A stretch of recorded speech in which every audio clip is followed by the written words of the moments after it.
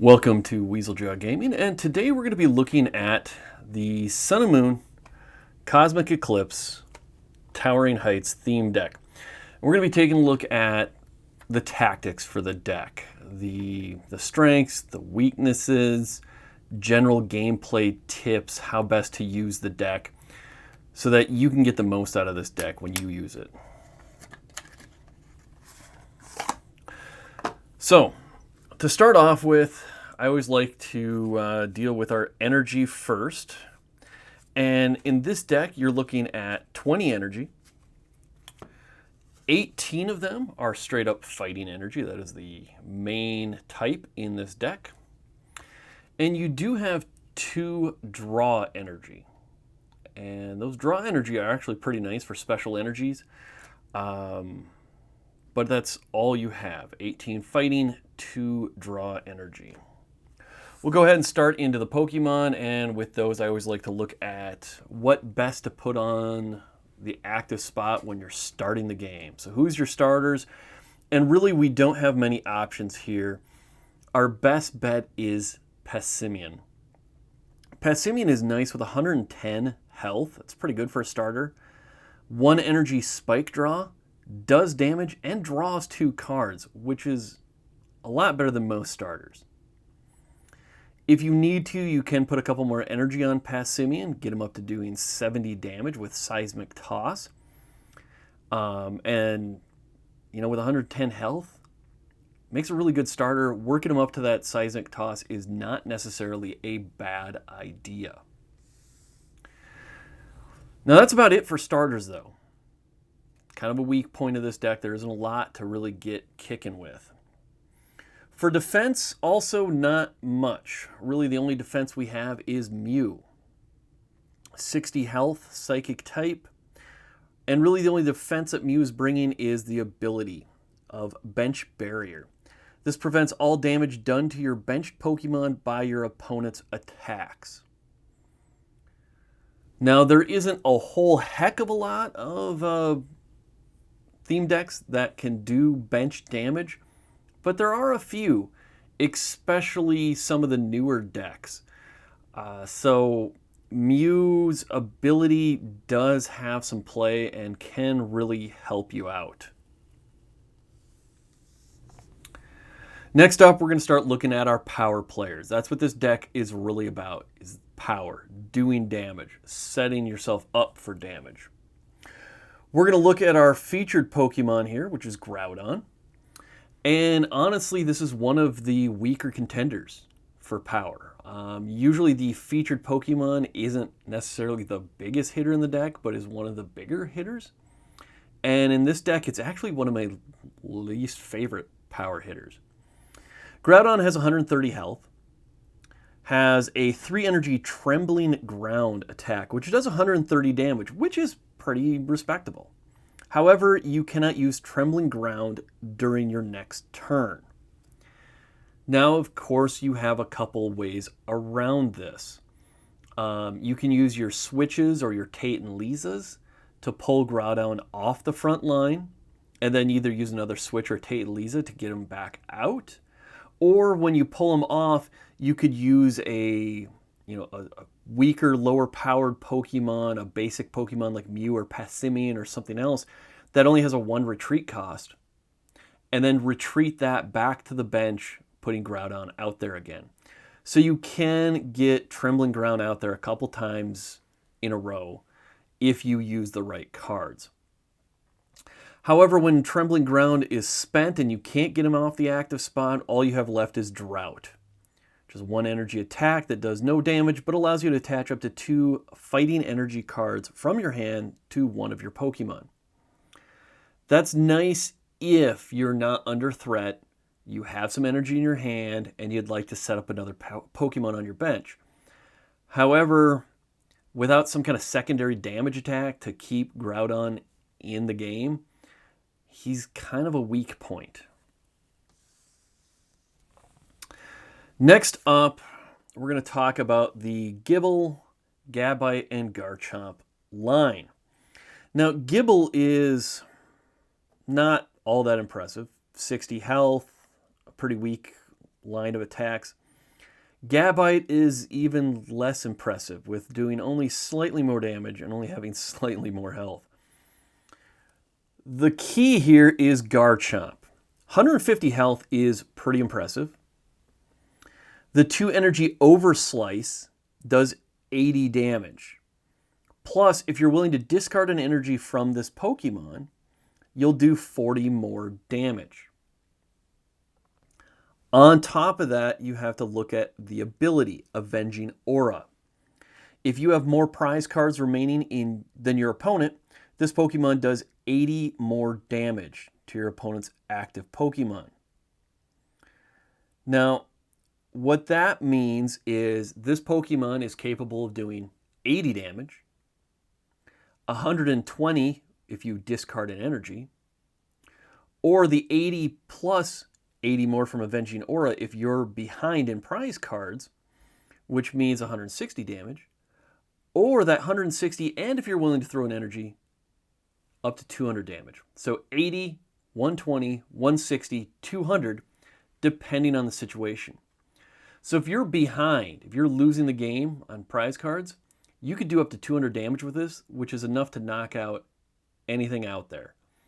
On top of that, even a non-theme play, that's enough to knock out a lot of the V cards.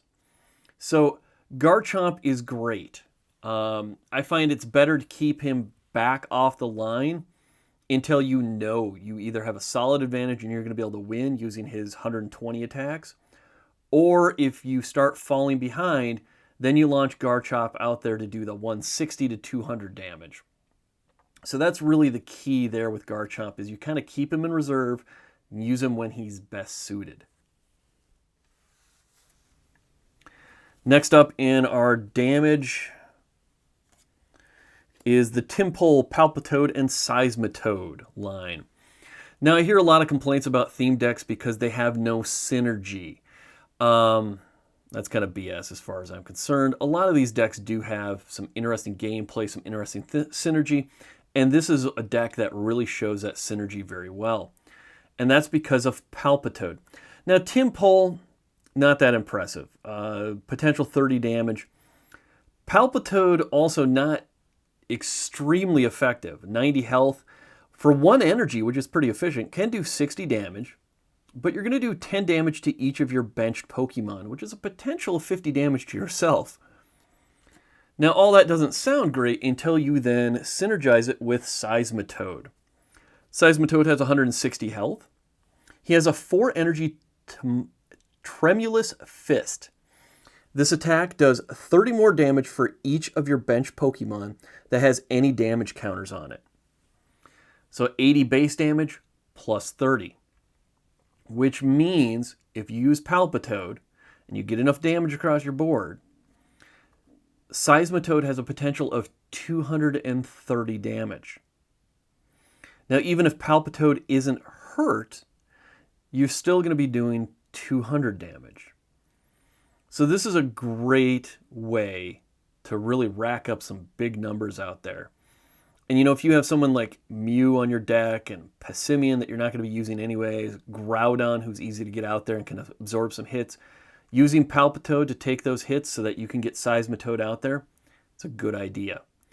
Also, if you get any hits on any of your other Pokemon, like a Groudon or something, and you pull him back off the line, that's still going to help you when it comes to Seismitoad. So you may not even have to use Palpitoad to really get Seismitoad's power up there. Seismitoad also has an ability called Bulldoze. Once during your turn, before your attack, you may search your deck for a card, shuffle your deck, then put that card on top of it. So you're going to set up exactly what you want to draw next turn. If you need energy, you go ahead and you pull an energy, like a draw energy, out of your deck, you put it to the top. This is a great way to make sure you're getting the energy you need for Seismitoad. Or if you're trying to get Garchomp built up, or you have Garchomp in your hand, but you need Gabite, this is a great way to kind of piece together those missing links. So Seismitoad is a great way to pull your whole deck together in just the way you want. Along with that symmetry from Palpitoad, or just taking damage in general, you have Throw. He is a basic Pokemon with 120 health. The reverse shoulder throw only does 30 damage, but if any of your bench Pokemon have damage counters, this does 90 more damage, which means 120. So this is a 120 health Pokemon that has a 2 energy attack that does 120 damage, as long as someone on your bench has damage. That's big. Even in Sword and Shield, those basics that can come out and start hitting right off the bench, they have 120 health. They do 120 damage, but they often take 3 or 4 energy to be able to do that. Here it's 2 energy, so it's a lot cheaper. So all in all, you have some really big, heavy hitters that you can count on to do big chunks of damage. And sadly, Groudon, the featured Pokemon of this deck, isn't even going to be your biggest hitter.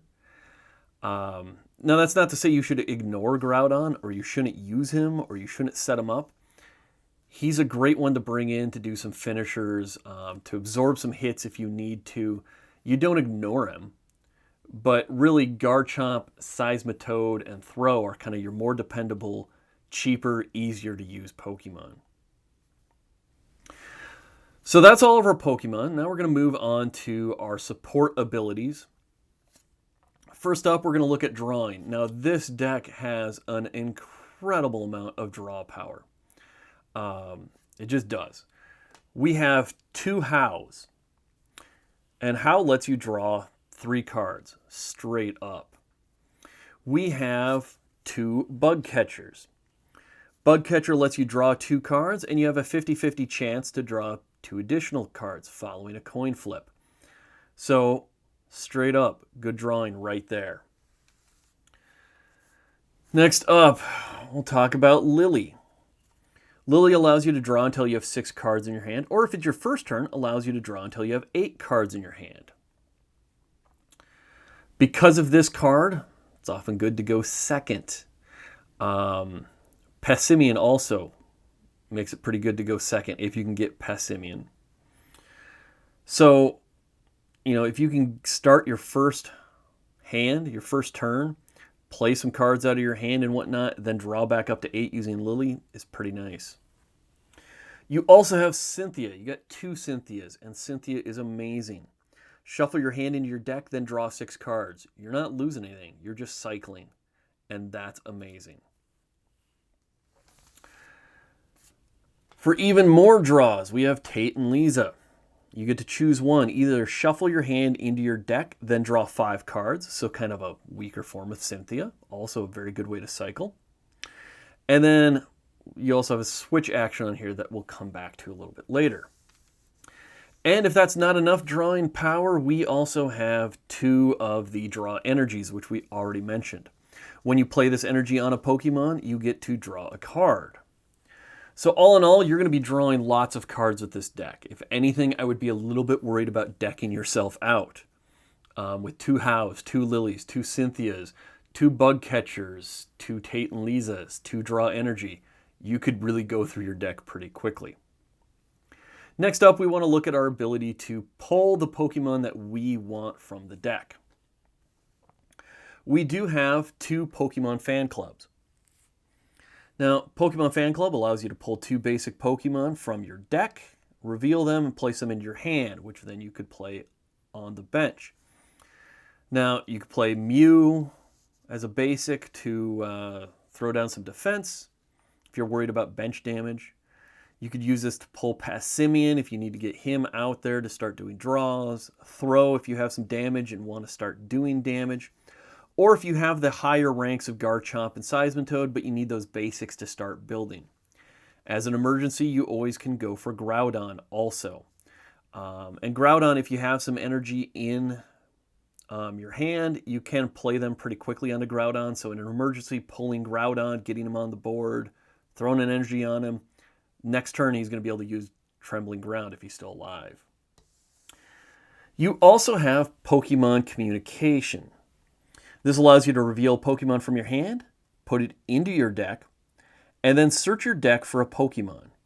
Now that's any Pokemon of any level. So this can be a stage 1 or a stage 2 Pokemon to help finish things off for you. This is a very good card to help you complete those combinations that you need. Let's say you have Tympole and Palpitoad. You've played Palpitoad out there. He's done his damage to your bench. Now you need to pull Seismitoad. You can sacrifice someone else back to the bench, or back to the deck, so you can get Seismitoad out there. Now it's time to talk about energy manipulation. And you don't have much in this deck.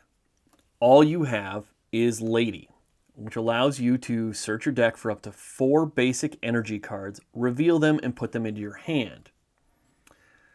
Now, all in all, you don't need a lot of energy. So this isn't a big blow against you. Throw is cheap. Garchomp is cheap. Passimian doesn't take too much energy. Seismitoad does take some energy, but not a ton, and you really only need like 1 Seismitoad out there. So you're really not going to have like an energy problem. No one's discarding energy. No one's throwing energy away. You're not going to be losing energy other than Garchomp, but he's so cheap, it's really not that big of a deal if you throw a couple energy there. On top of that, you have so many draws and cycle cards. Energy just isn't your biggest threat in this deck.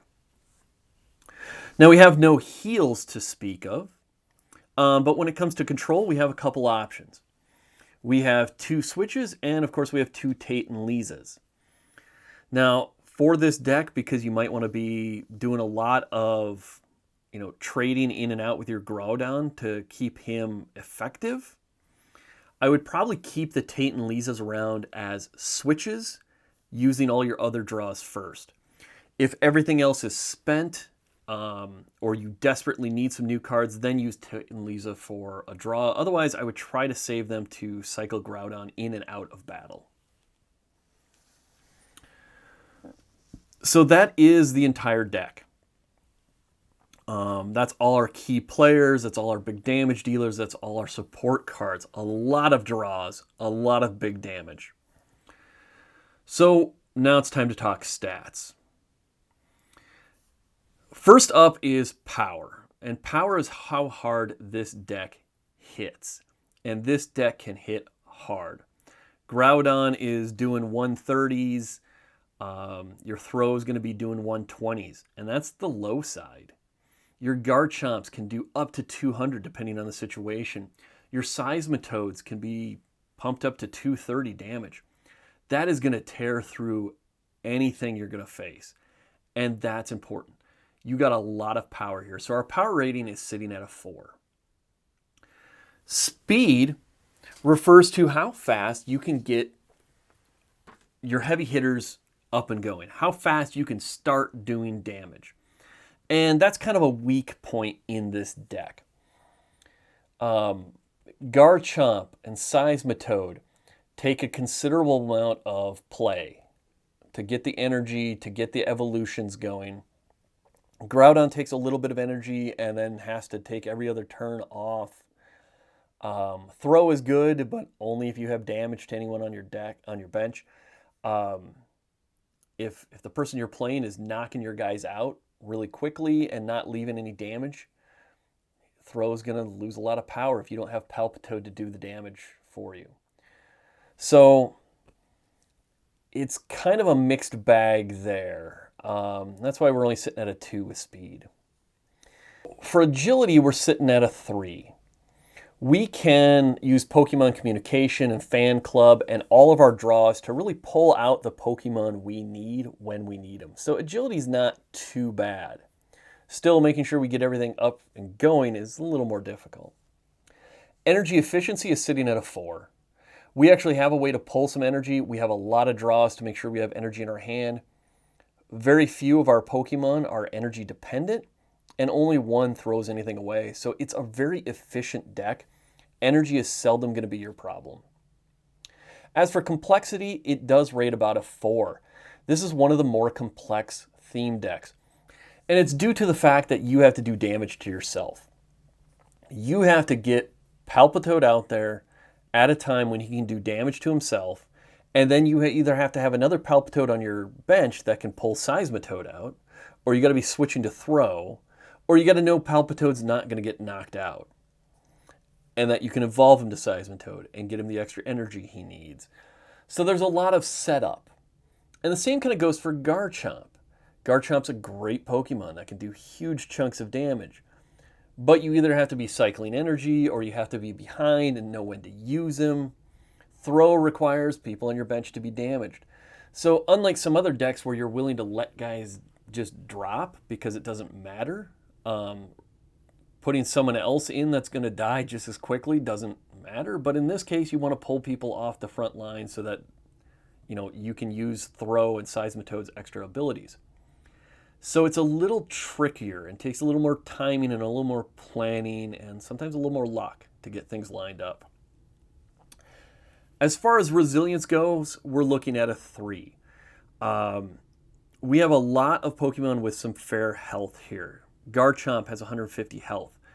Groudon has 130. Throw has 120. Even Passimian has 110. Seismitoad's got 160. You don't have a lot of defense out there besides Mew, but those high health numbers really help, which pushes that resilience up to a 3. As for type ability, basically all you have in this deck is fighting. Your weaknesses are mostly grass with some psychic weakness, but you don't have a lot of other strengths. You have one water-based Pokemon, Tympole, and you got one psychic, which is Mew.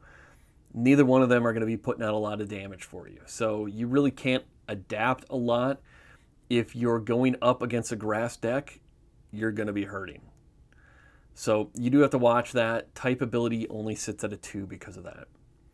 And you have no way to manipulate your opponent's deck, so manipulation's sitting at a 0. All in all, this is a high-powered deck that can do a lot of damage if you can get the situation set up correctly. If your opponent knows about that and knows to withhold their attacks until they can just knock you out, knows to target those Tympoles and Palpitoads before they can really get their damage out, you're going to be hurt. The more complex a deck is, the easier it is to put a stop to it. Hopefully, though, this will help you plan out your gameplay based on the cards you're drawing. Hopefully you feel a little more comfortable with the strengths and weaknesses of this deck. Don't forget to like and subscribe, and we'll see you next time.